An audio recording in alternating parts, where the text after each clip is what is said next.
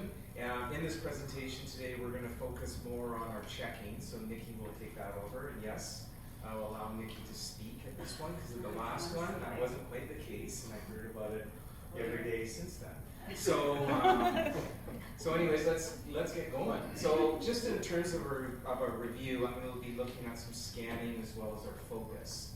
So we looked at how we can improve instruction engagement with numeracy. This has been a 3-year journey at OES, and through our discussion today, we'll show you some of our successes as well as some of our stretches. Just in terms of what we knew about our learners when we were scanning, we knew that our learners had difficulties with resiliency, more specifically problem solving with numeracy, and so often we heard students just giving up and not seeking help, and those were areas that we were specifically focusing on. So just in terms of some more scanning, there is a larger range of students at where they're at in each classroom, so and that gap seems to be getting bigger, which in a world of differentiation became much more of a challenge.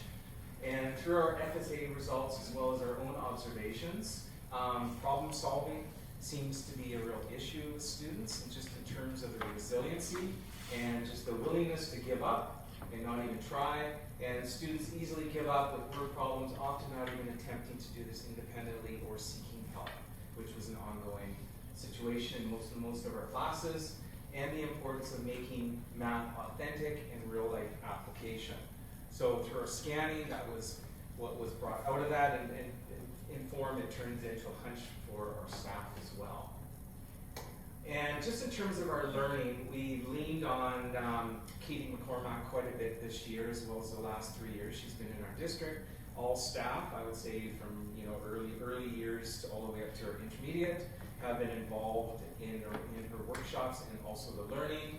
And then also with mathology as well. It's not up there, but that was something that we're doing with more of our intermediate teachers.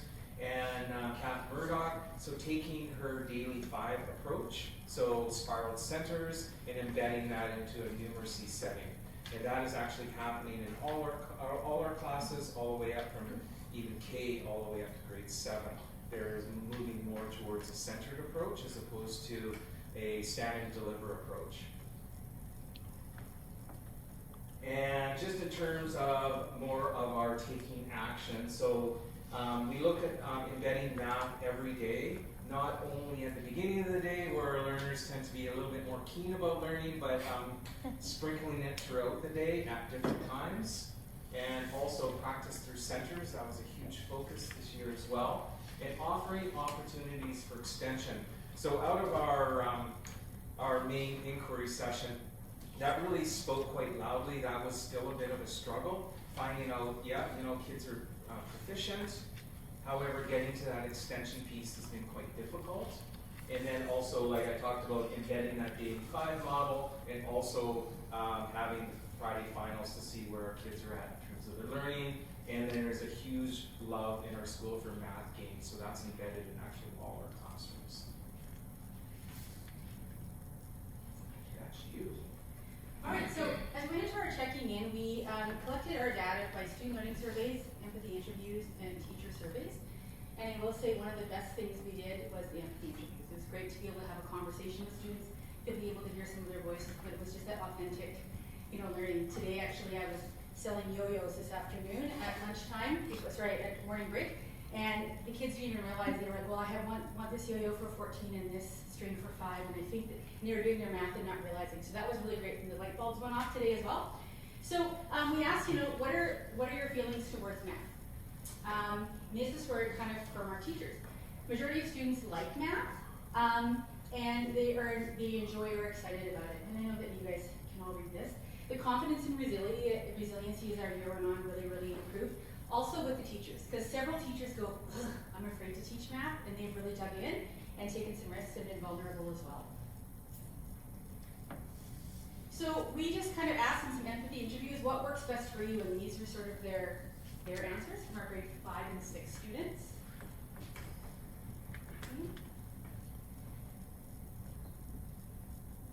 And this year, can you share a moment when you felt proud of your students' progress in math? Anyways, she says this. But I don't know why it's not working. Nope. So, okay, so tech, there you go, Heather. I also have tech. There's supposed to be answers in audio. So what this little guy says, what do you do when you don't understand a question? I ask for help. I don't ask for the answer, but I just ask for the steps on how to do it. And that was a grade 4 student that shared that with us.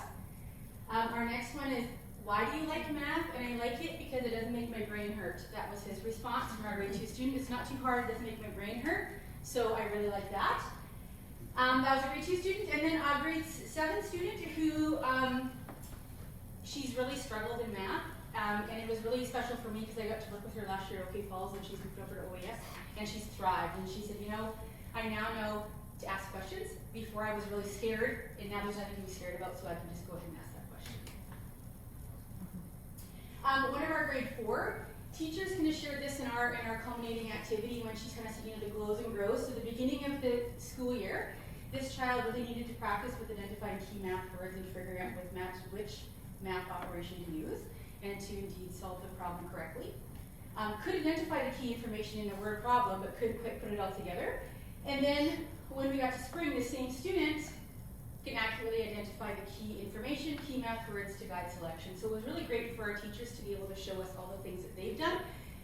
But what was great too, that transparency, there were some teachers that said, you know, I've tried more centers this year. It's still a challenge for me because I can't get it all working, but I'm still going to try. So planting the seed and getting them to try out of their comfort zone was also modeled for our students as well. Again, this is for our empathy interviews. Where were you in September versus May? Okay. So my math skills were good, but I most definitely improved over the last few months. I feel ready to move on and go to grade 7. And I'm happy and productive in math. And my proudest moments so far in math, these are a few: basic fact fluency, better at long division, improved multiplication. So it was really nice as we had our Tim wrap up last month. It feels like 6 weeks ago. Okay, so what was great is the teachers kind of came up and our presentation at that point versus theirs was very bare bones, so we kind of interjected their information into ours.